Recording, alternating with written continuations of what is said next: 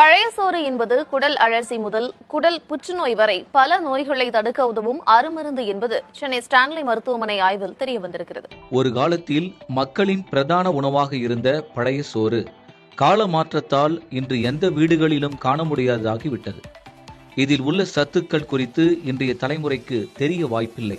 பழைய சோற்றின் மகத்துவம் சமீபத்திய ஆய்வின் மூலம் தெரிய வந்துள்ளது.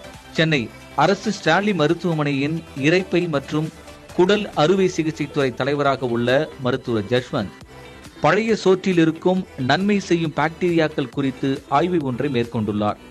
அதன் ஆய்வு முடிவுகள் சுவிட்சர்லாந்தைச் சேர்ந்த பயோ மாலிக்யூஸ் என்ற சர்வதேச ஆய்வுதழில் கடந்த மார்ச் 13ஆம் தேதி வெளியிடப்பட்டது.